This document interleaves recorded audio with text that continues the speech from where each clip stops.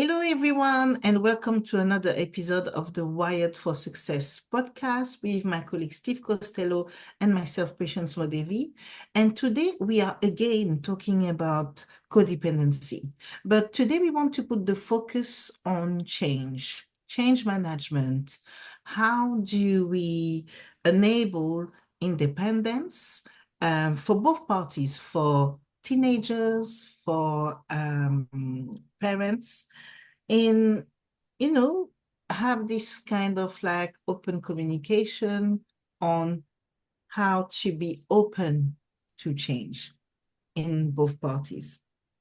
So, as you already know, if you've been following our podcast, we always have discussion before we come to the podcast. But today we lost ourselves in the discussion because there was a lot to talk about. When we talk about codependency in general, it's too broad, and this is the reason why we are doing so many episodes. And obviously, if you need more support, you know where to find us. And now let's come back to what does it mean to have some change happening? At the moment, I'm just going to give my example. At the moment, I'm going through a lot of changes because on a personal level, it's been really difficult in the last 12 months. So I'm finding my feet. But now, let's take this back to a family setting. Let's take this back to parents and teenagers, for example. How do we cope with the change in a way that we allow both parties to gain independence? This is what we're going to talk about today. Changes are going to happen all the time. Good things are going to happen all the time, but bad things are also going to happen all the time. How do we cope with these changes? And how do we allow everyone to be able to freely express themselves and communicate what it is that they feel in those changes and how those changes happen? So I'm going to give you a little bit of another example. So it comes from people that I know, and we discussed this with Steve. But for example, imagine a mom that is not living in the same country as her daughter. And her daughter is feeling like she can't be calling all the time to say, hey, how are you? Or even to give news, because she has to live her life. At the same time, the mom is like, well, I need to hear from you. I need to know if you're safe. I need to know if everything is okay with you. So here we have two cases. We have the mom who's wanting to, have always this communication with the daughter. The daughter is saying, I have changed, and this is not the way that I communicate anymore. I will call you, but I will not be able to call you to the frequency that you want or you desire. And then you have the daughter who feels annoyed because she feels like she's not understood. So in this change, because there's been a change, in this evolution, if we can call it like that, they are now at a crossroads where they are butting heads. So in a case like this, and now I'm going to go into interview style with Steve. In a case like this, Steve, what do you think is the first thing we could bring forward? An interesting question that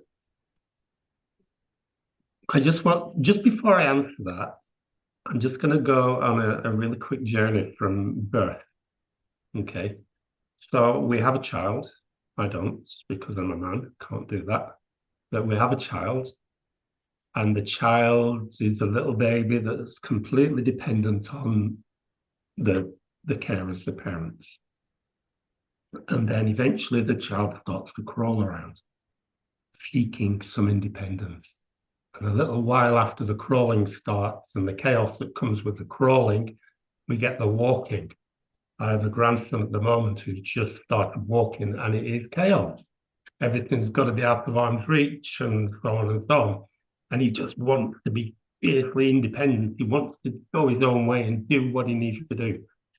And then soon he's going to go to, because we live in France, at 3 years old, he's going to go to what we call maternelle, which is equivalent in the UK, for example, kindergarten, or what's it called in the UK? I don't know, whatever. So he's going to go to school where some teachers will take over a little bit. So the parents lose a little bit of the hold they may have had on that child. And then he gets a little bit older still and he goes to what we call, jokingly called, proper school. And there he goes to school every day of the week and he learns things and he's told what he's got to do, blah, blah, blah, blah, blah. The parents have some input, but not a lot. The teachers have more than they do. So the parents have to begin to learn how to let go. Because if we don't let go, it's going to be difficult for the child in school. It may even be difficult for the child to stay in school. I don't want to go to school. Panic, panic, panic. Have you seen a child in the playground at the beginning of the school day who doesn't want to go in, who screams and yells and holds on to the parents? Because, that's kind of a reluctance to this change that's going on. And then this carries on happening throughout life. And eventually we do let go completely, and we might be 20-something after university, I don't know. And we let go completely, and then we live kind of parallel lives, and we dip in and out of each other's lives as we go. That is a really nice ideal, I guess. But some people never seem to be able to let go. So back to the question, what's the first thing we need to do? The first thing we need to do is to consider, are we holding? Are we holding on? Or are we actually letting go? Are we able to cope with this change around us? Quite often, we have a scenario where what you just talked about a minute ago, Patience, there's a daughter who wants to let go and wants to be independent, but the relationship on the other side is saying, actually, no, I'm not ready to let go of this, not yet, not in this way. So there are kind of opposing sides, but it's not a competition or an event or anything like that. We've got to learn how to enable each other to let go. Maybe the mum just needs to be told, hey, mum, I love you, but I just want to call you every couple of weeks. Let me just do my thing. Let me get into the groove, whatever that is. But don't worry, I'm going to come back. Maybe that's all the mum needs. Maybe the mum doesn't respond well to that, though. Maybe the mum needs something else. So we need to know one another. How can we help each other? If you listen to conversations about change and about letting go and about this parent-child relationship and the eventual, I was going to call it a split, but that's not right. It's moving away. Yeah. Listen to those conversations. And they often imply that it's the parent who needs to take control of this to enable it to happen. And yeah, sure, the parent does have some responsibility in this, but so does the young adult who's moving away and doing their thing. So does that answer your question, Patience? It does. It does. And even is bringing me back to what you said about, are we holding on or are we letting go?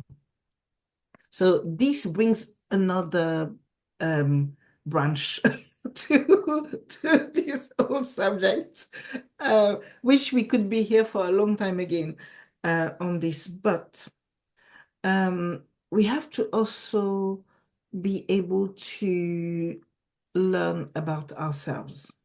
And when I say learn about ourselves, is that as a parent, we also have our feelings, we also have our ways of doing things, our own character. But we also need, I feel, to evolve for us to be able to even acknowledge what is holding on and what is letting go. because you have parents right now, and there's many examples of this. I'm not going to go into this right here, um, who don't even know the difference between holding on and letting go. They believe they're doing the right thing. Yeah. That's their style of parenting. That's their style of being a parent, you know? From the outside world, we could be like, oh, this person is really holding on, or this person has really let go. But themselves, are they even aware of where they are? So for you as a parent, what I want to suggest is also to do this exercise where you understand yourselves and what are your, can I say, what are your needs and what are your wants? Um, and you know, it's a little bit um, linked to the values. We're not going to go back into all of this again, but it's a little bit linked to the values. So I think if you go back into our episodes from previously, you find an episode we did on value where there's a lot of informations there. But when you look at those values and how do they work with your wants and needs, you're then able to see where you're coming from. And then it's taking that space to also understand where your child is coming from, I feel. That would be step 2 and 3. Yeah. Kind of thing. And if I could just weave a word into all of the things you just said, which I agree with all of that, Patience, the word availability came Yeah, to mind as you were talking. yeah. And I used an example of my own when we had our pre podcast discussion about this. My children know that I'm available Mm. for whatever it is that they need to talk about or manage or whatever. They know that I'm available. They know that my partner is available too. That doesn't mean that I'm holding on or wanting to be nosy or dig in or uncover some secret they're trying to keep from me. I'm just available to support. I'm available to share my experience if that's what they need. Sometimes they do. Sometimes I have stuff that relates directly to things that I've done in my past. And I know what they're doing is comparing how they feel about it. And that's cool. So we need to be available always. It's my belief. We have children, we don't stop being available to them. And vice versa, they're available to us too. One of the things that is kind of a red flag for me is an image I saw on Facebook a few days ago of a mum celebrating the return of her son, my son. It kind of read in such a way that it inferred my property. And that is a red flag. It was meant in the nicest possible way, but it just kind of indicated that there was a lot of holding on. I can't let go. This is my property. This is me. This is mine. But at the end of the day, a good example is, I can't remember this word for word, but Khalil Gibran, who wrote The Prophets many years ago, talked about children. And the analogy he uses is quite beautiful. He says the child is the arrow, the parent is the bow. So we put the arrow in the bow, we pull it back, and we fire it, we let it go. That's our job. Our job is not to hold on to that arrow, it's to let the arrow fly, which I think is quite cool. It is. It is. And even coming back to what you're saying is like this attachment, um, holding on, this attachment is basically control. Is basically control and wanting to be in control of the change, controlling the outcome of a certain things that's happening, but also controlling what the how the people react and what the people do. So we can't control what someone else does. All we can control is what we do or how we react or even what we feel. We might not even be able to control what we feel fully, but we can kind of guide ourselves through what we're feeling. So when we when we are talking about change and when we are talking about like different perspective, where you need to understand where you put yourself in. And I'm really talking about as a parent. As a parent, where do you put yourself on the, how can we say, on the level of the relationship? So with Steve earlier, we were talking about hierarchy. So Steve spoke about when he was in, for example, the army, the work he was doing was really hierarchical. I don't know, hierarchical. Yes. And I was talking as well about, like, for example, in terms of culture, in the African side, the mom, the parent is the parent, and the child is the child. And you have to stay, in quote, in your space. But what Steve was shared also, is that at some point, his relationship with his dad came to a relationship where it was aligned together. So they were on that level. There's still the respect. There's still the knowledge of this is the dad. This is my dad. I respect him. I know he's my parent. But it's on the understanding and the communication level comes on an equal side where the child can say how he feels, what's happening, and be understood from his point of view. And also the parent can say, oh, this is what I feel. And this is. So to give you a quick example, so as I said previously, I've been going through a difficult period.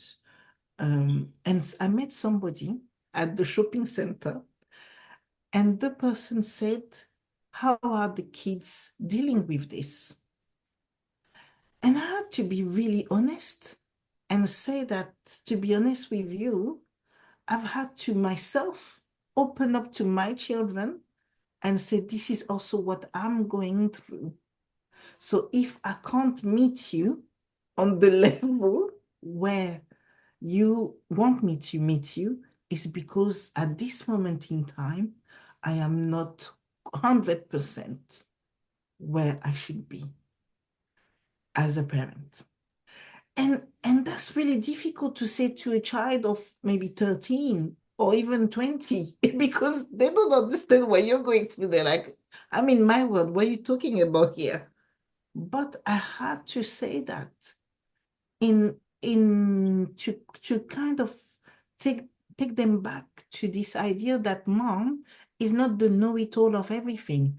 Mom is not the boss of everything. Mom is not a robot as well. Mom is a human being who goes through her own emotions. And I believe that when you meet your children on that same level, you are able to pour out, I would say, your true self and say, okay, this is me right now. Yeah. Yeah, that's a brilliant point. Thanks Yeah. for sharing that, Patience. That's Yes. really good. Yes. And what, excuse me, something that comes in there as well is perspective. Yeah. We, as parents, have a different perspective to those of our Yeah. children, teens. And of course we do, because we have different Yeah. life experiences. Here's a fun perspective. When I told my mum I was going to university, she said in a very broad Lancashire dialect, which I won't repeat because it's hard to follow. She said, why would you want to go to university? University is not for the likes of us. Mm. And my head went, oh, no, I don't agree with you. You're wrong. And where that came from was the fact that her parents had, well, her dad had been in the war, he'd been in the Navy, the Second World War. So he had those experiences. And her mum was a nurse during the Second World War. She had those experiences. And then after the war, they were very working class, all their lives, their working class values, and so on and so on. And university was definitely not something that would ever have occurred to them. And that's what my mum came away with. We don't think university, we don't do university. So I did it anyway, which caused some friction initially, which was quite interesting. But after I'd finished with the university and got my first job, it was, our son's been to university. He's really clever, which was quite cool. So they can change their perspective on education after school, which was quite an interesting thing. But I think that's a really simple example and kind of quite a little bit fun. But we need to be ready for change. We need to be willing to change our perspectives. Doesn't mean we're wrong by changing perspective. It means we're looking at it in a different way. And I think that is quite important. I'm losing my voice. I don't know what's happened. I think we talk too much pre-podcast. But what I was coming up to me again with this is that let's be honest. Let's have honest conversation. There's nothing is going to be taken away from a parent for them to say how they feel. Yeah. And nothing's going to be taken from a teenager or from a child from also saying what they feel or how they feel something is. Because at the end of the day, if we are more honest in our relationship, and when I say honest, I'm not saying that you are lying. You're lying or you're not telling the truth. What I'm saying is really say, okay, this is what it is right now. So this is how it is right now. So we're going through this change, and through this change, this is how I feel. But accepting the other person's point of view. At the end of the day, you don't have to agree. You don't have to agree on all the points, but you have to accept that this is the other party's point. And I think this is where the letting go or the holding on is kind of a little bit in a circle. It's like, can we accept? Can we hear? And can we accept what we are being told? Yeah. Yeah. That is a great place to finish. Brilliant. Yes. Yeah. So this is today I feel it's like again a thought-provoking episode where we are coming and we are telling you to maybe look at some different ways how codependency is coming into your relationship and where you're not promoting independence between you and your teenager.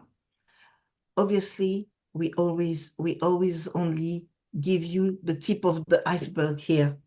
So if you want to go in deeper, join us with the Wired for Success team, which is Steve and myself, where you will get some support into whatever it is you're going through, especially if you're going through codependency right now, or is creating a friction or issue, is the right time to send us a DM, to send us an email. All the details are on the comment in Facebook or wherever you're watching us from or listening to us.